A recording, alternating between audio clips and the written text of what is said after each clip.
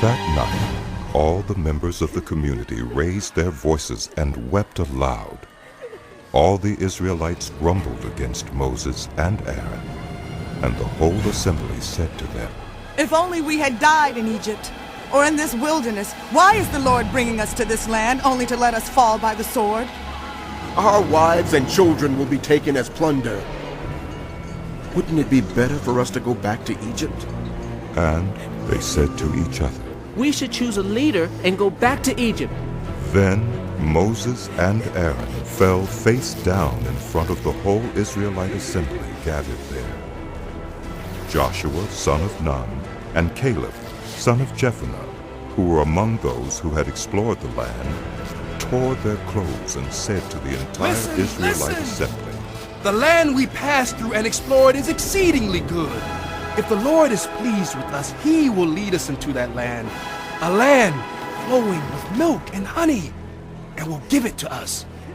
Only do not rebel against the Lord. And do not be afraid of the people of the land, because we will devour them. Their protection is gone, but the Lord is with us. Do not be afraid of them." But the whole assembly talked about stoning them.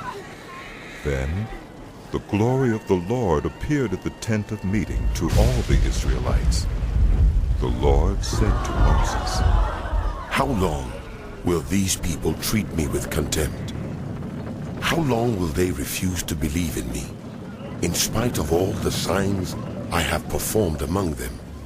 I will strike them down with a plague and destroy them, but I will make you into a nation greater and stronger than they." Moses said to the Lord, "Then the Egyptians will hear about it. By your power you brought these people up from among them, and they will tell the inhabitants of this land about it.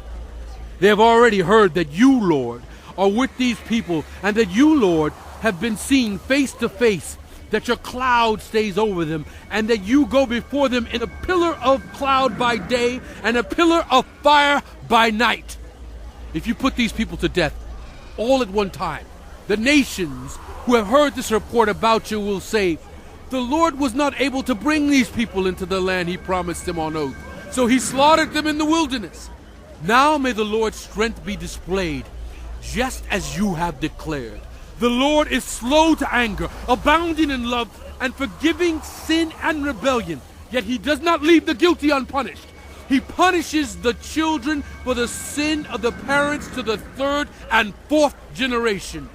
In accordance with your great love, forgive the sin of these people, just as you have pardoned them from the time they left Egypt until now." The Lord replied, "I have forgiven them, as you asked. Nevertheless, as surely as I live, and as surely as the glory of the Lord fills the whole earth, not one of those who saw my glory and the signs I performed in Egypt and in the wilderness, but who disobeyed me and tested me 10 times, not one of them will ever see the land I promised on oath to their ancestors. No one who has treated me with contempt will ever see it, but because my servant Caleb has a different spirit and follows me wholeheartedly, I will bring him into the land he went to, and his descendants will inherit it. Since the Amalekites and Canaanites are living in the valleys, turn back tomorrow and set out toward the desert along the route to the Red Sea." The Lord said to Moses and Aaron, "How long will this wicked community grumble against me? I have heard the complaints of these grumbling Israelites. So tell them, as surely as I live, declares the Lord, I will do to you the very thing I heard you say. In this wilderness, your bodies will fall, every one of you 20 years old or more, who was counted in the census, and who has grumbled against me. Not one of you will enter the land I swore with uplifted hand to make your home, except Caleb, son of Jephunneh, and Joshua, son of Nun. As for your children, that you said would be taken as plunder, I will bring them in to enjoy the land you have rejected. But you, your bodies will fall in this wilderness. Your children will be shepherds here for 40 years, suffering for your unfaithfulness, until the last of your bodies lies in the wilderness. For 40 years, 1 year for each of the 40 days you explored the land, you will suffer for your sins and know what it is like to have me against you. I, the Lord, have spoken, and I will surely do these things to this whole wicked community, which has banded together against me. They will meet their end in this wilderness.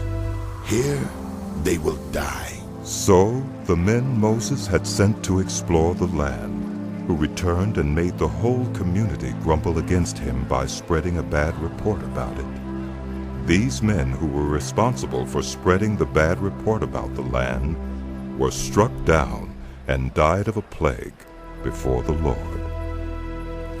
Of the men who went to explore the land, only Joshua, son of Nun, and Caleb, son of Jephunneh, survived. When Moses reported this to all the Israelites, they mourned bitterly. Early the next morning they set out for the highest point in the hill country, saying, Now we are ready to go up to the land the Lord promised. Surely we have sinned.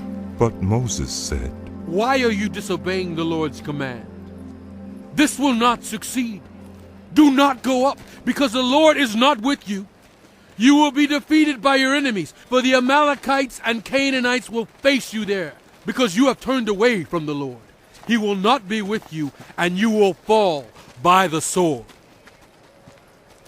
Nevertheless, in their presumption, they went up toward the highest point in the hill country, though neither Moses nor the ark of the Lord's covenant moved from the camp. Then the Amalekites and Canaanites who lived in that hill country came down and attacked them and beat them down all the